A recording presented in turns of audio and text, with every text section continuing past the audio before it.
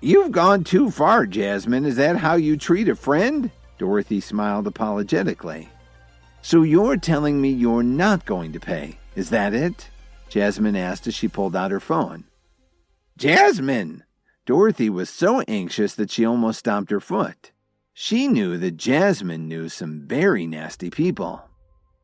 Jasmine waited for the call to connect and put it on the speakerphone. Spencer, are you there? It's Aunt Jasmine. I'm at Downtown General. Someone owes me a ton of money and she's refusing to pay me back. Who the hell would do that? Came an angry voice over the speaker. I'll be down there right away. Jasmine hung up and smiled triumphantly. She knew that her nephew was one of the most powerful men in Chicago and he had hundreds of people under his command. She was certain that Dorothy and her daughter would pay her what they owed her now. Lily struggled to sit up in her bed. Can you please wait a few more days, Jasmine? We really don't have that much money on hand today. Lily had heard James's nephew's voice and it sounded like he wouldn't try to resolve this peacefully. It's not that I'm being unreasonable, but there are certain things that everyone knows. You don't gamble if you don't have enough to cover your bets, Jasmine replied snobbishly. Dorothy and Lily were speechless. They all sat in awkward silence and waited for Jasmine's nephew to arrive. A little while later, there was a flurry of footsteps in the hall and the door flew open violently. Who the hell owes my aunt all that money? You'd better be ready to leave town, the tall man shouted as he walked into the room with his bodyguards. They were a tough-looking bunch. Several nurses saw them and ducked into patients' rooms to stay out of their way. The group's leader was none other than Spencer, the man Kevin had asked to be his deputy in the Chicago branch of the Myriads. His brother Derek would have been there too, but he had other business to attend to. Did you hear me? Spencer shouted. Who exactly owes my aunt money? Thanks for coming here, Spencer, Jasmine replied as she pointed at Dorothy. She's the one who owes me and my friends over $600,000. You? Spencer glared at Dorothy as he sauntered over to her. Do you know what I do to people who don't pay their debts? I didn't say I wouldn't pay her, I just don't have the money right now, Dorothy admitted reluctantly. She was absolutely trembling in fear. That's no excuse, he answered coldly. Our family really doesn't have the money right now. It'll take me a few days to get it together, Lily tried to explain. She was having a hard time talking. After all, she'd just gotten out of surgery. But she could see that the man's arm was covered with scars. He clearly didn't mind resorting to violence. Why are you wasting your time, Spencer? They said they don't have the money. Just take them, Jasmine ordered her nephew. His men started moving Lily and Dorothy with vicious looks in their eyes. Don't touch my daughter, Dorothy shouted as she stepped in front of Lily. She just got out of surgery and she shouldn't be moved. Go to hell, Spencer growled as he pushed Dorothy aside. Suddenly there was a furious roar from the doorway. Stop it right now. Kevin walked into the room and the Myriads were stunned to see him. Dorothy was actually relieved to see Kevin. She pointed at him and told the men, This man is my son-in-law. Just ask him for the money. If he doesn't have it, you can beat him up for all I care. Your son-in-law? What the hell's going on here? As Spencer turned around, his voice trailed off. He was in shock. Enforcer? Spencer stammered as he tried to process what was going on. Dorothy said that the enforcer was her son-in-law, so that would make her. He knew he was in big trouble. What are you guys doing in the hospital? Kevin asked with a slight frown. The men got over their shock and started to greet Kevin very genially, but Kevin quickly raised his hand to stop them. Tell me what happened. Nothing much, Enforcer. I just came to the hospital for a checkup because I wasn't feeling well. I happened to pop into this room to take a look. He lied through his teeth. He wouldn't dare admit that he was there to demand money from Dorothy and Lily. The Myriads remembered what Kevin had done to Nolan Hill at the Salix Leaf Hotel, and they knew he wasn't someone you wanted to piss off. But Kevin wasn't a fool. Of course, he didn't believe Spencer's excuse, so he walked over to Lily and asked her, "Honey, what's going on?" "They came to ask for money," Lily admitted. Then she told Kevin what had happened between her mother and the women who were in the room. After learning about Dorothy's gambling problem, Kevin looked at her and then he looked over at Spencer. "We're finished now," Spencer thought to himself as he considered the situation. "I just had to come here and demand money from the enforcer's wife while she's lying in a hospital bed. We're all dead men." "I'll cover her debt," Kevin said calmly. Even though Dorothy hated him and she'd really crossed a line this time, he was still her son-in-law. Kevin figured it was his duty to help her pay back the money. "There's no need for that, enforcer," Spencer responded right away. How could he take any money from Kevin? He was starting to regret ever answering his aunt's call. "I'm telling the truth. Give me your routing number and I'll transfer the money. I can't possibly let you come here for nothing, can I?" Kevin insisted. $600,000 wasn't much money to him. How could he refuse to pay what his family owed just because he was the Myriads Enforcer? That wouldn't set a good example for the other members, would it? Dorothy and Lily were still trying to figure out what was going on. When Dorothy wasn't able to settle her gambling debts, Jasmine called her nephew Spencer to force her to pay up. Spencer arrived soon afterward and was threatening Dorothy and Lily when Kevin came into the room. Spencer and his men recognized Kevin as the Chicago branch enforcer of the Myriads. They offered to cancel the debt, but Kevin insisted on paying what Dorothy owed. "But I couldn't possibly accept that from you," Spencer protested. He was scared out of his mind at the thought that he'd been threatening the enforcer's wife. The whole room fell silent. Jasmine, Dorothy, and the others just stood there with their mouths hanging open. What the hell was going on? How could all of these ferocious men be so afraid of Kevin? And did they just call him the enforcer? Jasmine had never seen anything like this before. Her nephew usually handled her problems right away because he was such an intimidating figure. Jasmine was perplexed by the whole situation.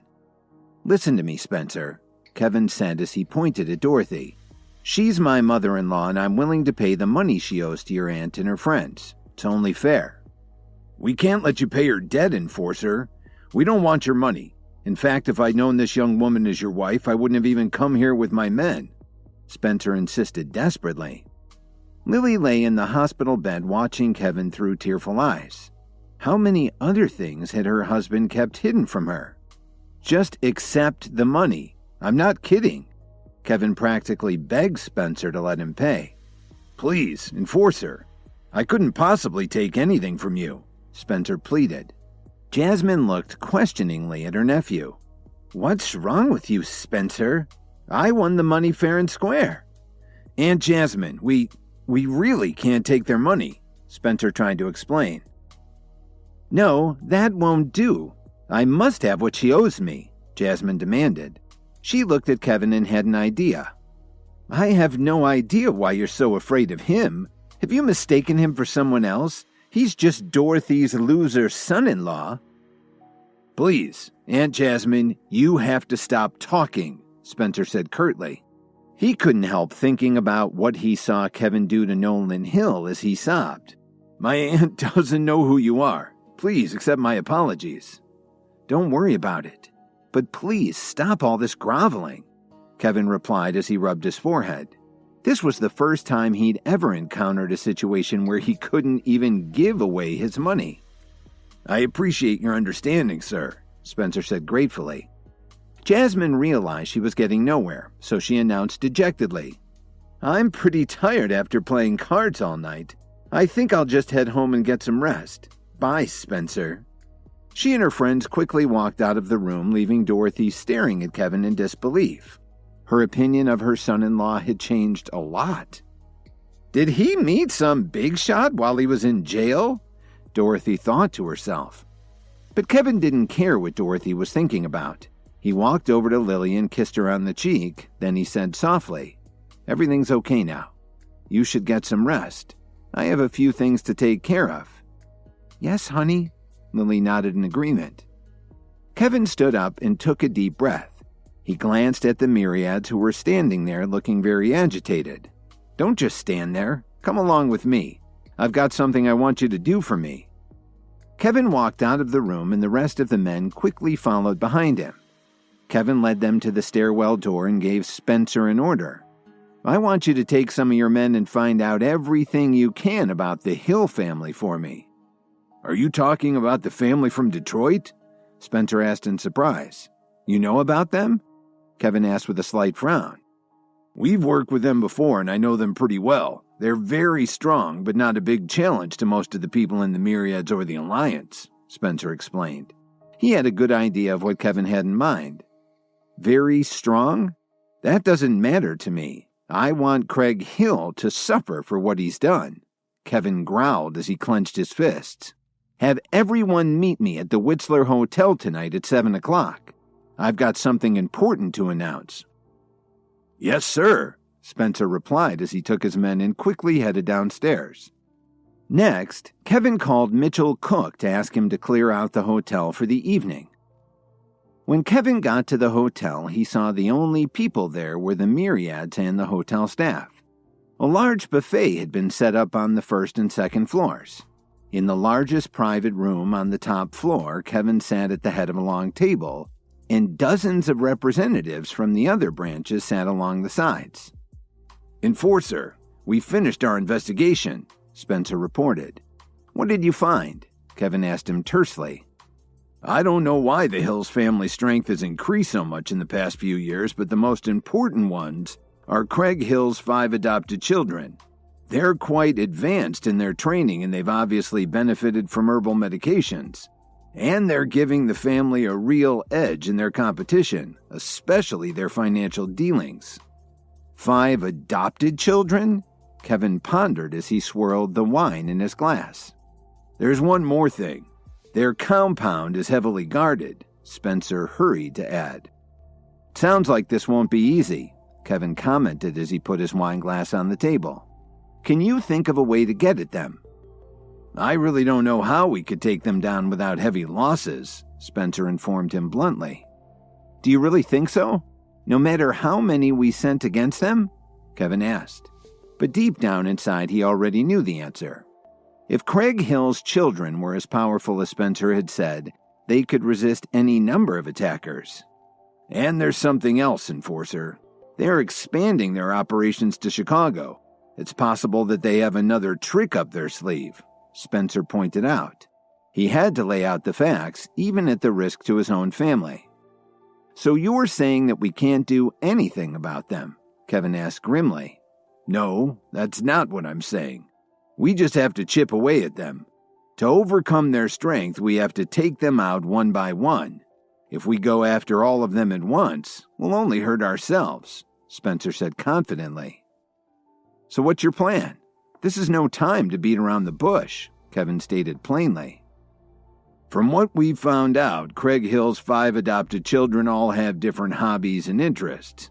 We can use that to set up a trap for them," Spencer explained. It sounded like a good strategy to Kevin.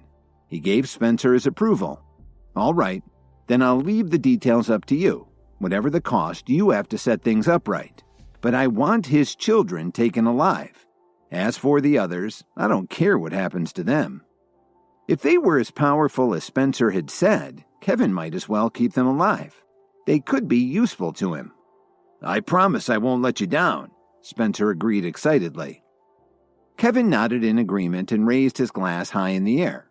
He announced loudly, "This is the first time I've given you orders since I became the Enforcer. I wish you all success." "Don't worry, Enforcer. You can count on us," one of the senior members replied so that everyone could hear. The rest of them stood up and shouted, "Yes!" Kevin let them all eat and drink as much as they wanted. He fell asleep very late in the back room that Cook had reserved for him. The next morning, Kevin washed up quickly and drove straight to campus so he could get to Professor Murdoch's class on time. Penny passed a note to Kevin as soon as she sat down. It read, "Are you free tonight? I still owe you dinner." Kevin smiled and shook his head. Penny was still trying to make up for that whole thing with her cell phone. After their dinner plans were interrupted by Professor Murdoch, Kevin had completely forgotten about it. If she hadn't given him a note just now, he never would have given it another thought. Good work, Kevin. You've already made friends with the cutest student in our class, Dalton commented as he saw the note on Kevin's desk. Dalton knew about Penny's reputation, and he also knew that everyone in the school wanted to get to know her. Boy, would they be jealous to know that she'd actually asked Kevin out to dinner. It was a dream come true. It's no big deal, Dalton. Do you want to come along? Kevin smiled as he patted his friend on the shoulder. You don't have to ask me twice, Dalton replied happily. Of course he was married, but it was just a dinner with friends, not an affair. He was sure that his wife Miranda would trust him. Sounds like a plan. Kevin wrote back to her very casually. I'm free this evening, but I want to bring Dalton along too. Penny opened up the note and took a look at it. She quickly scribbled a reply and handed it back to Kevin. That's up to you. The way she saw it, it was just a meal. It would be nice to have an extra person along. Just then, a woman walked into the room and went to the podium and put her briefcase on the table.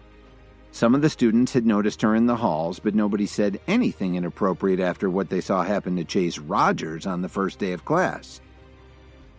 Hello, everyone. I'm Professor Wendy Colt, your medicinal herb instructor. I'm in charge of teaching all of you how to concoct pills and make herbal medicine. Today, I'll take you to the pill room to take a look at our facilities. I'll also give you a sample pill while we're there, Professor Colt explained in a very professional tone. Professor Colt, does this mean that the school still believes in concocting pills? One of the students asked her hesitantly. Of course. Medicinal pills are a very important aspect of personal growth and development. Good medicinal pills can help someone to advance by leaps and bounds, she replied very directly. However, as there were fewer and fewer apothecaries over the years, we lost some of our knowledge base, so the current formulas are exceptionally rare. The preparation techniques that you will learn have been developed over the past several decades, from piecing together what information we had left, combined with modern pharmaceutical techniques. That's how we're able to approximate the original lost recipes, Professor Colt explained. So even though they're not exactly the same as the pills of the past, we like to think that they're even better, Professor Colt boasted as she led the students out of the classroom. Most of these students had only seen a few herbal meds in their lifetime. Now they found out that they'd be able to learn the secrets of pill concoction. How could they not be excited by this? A few minutes later, they arrived at the science building and headed into the pill room. The enormous space was lined with exotic plants, and there were long tables running from one end of the room to the other. Each table had a large bowl and some preparation equipment that looked a little like kitchen utensils. Professor Colt divided the class into smaller groups. Kevin and Dalton were happy to see that they'd been assigned to the same group. Some of the other students were jealous to see that Penny was also put in Kevin's group. Everyone, please listen to me. The school permits you to take any pills you make out of this room as long as it's been inspected and approved by the instructor. Please note that some of the ingredients have been artificially grown. They're very difficult to find in nature, she informed them. You have to listen to my instructions very carefully. Don't do anything without checking with me first. Today, I'm going to show you how to make the healing pill. Its main purpose is to treat all kinds of external injuries. Under normal circumstances, it only takes 2 hours to take effect and heal your injuries, Professor Colt explained as she went to a large cabinet and took out 6 kinds of medicinal ingredients. She used the equipment on the table to measure and prepare the ingredients in the bowl. Then she lit a Bunsen burner on the table. While she was doing this, she continued to describe what she was doing to the attentive group of students. Wow, Professor Colt is so awesome, one of the students exclaimed. Yeah, this stuff's really cool, her classmate replied. A lot of them never thought they'd actually be able to witness someone making herbal medication. They watched intently as Professor Colt prepared one pill after another. Kevin, don't you know how to do that too? I'm very curious to see who's better, you or Professor Colt, Dalton remarked as he nudged Kevin in the ribs. You also know how to make herbal pills? Penny asked Kevin in amazement. But Kevin didn't answer their questions. Very seriously, he warned them. Dalton, you and Penny should leave the room right now. What's wrong? Dalton asked him with a very puzzled look on his face. Professor Colt must be distracted by talking too much while she's working. She just missed an important step and the bowl is going to explode in less than 5 minutes, Kevin quickly explained. They had to do something, and quickly. Please subscribe to the Pocket FM YouTube channel and press the bell icon for instant notification. Check out our channel for more such exciting shows.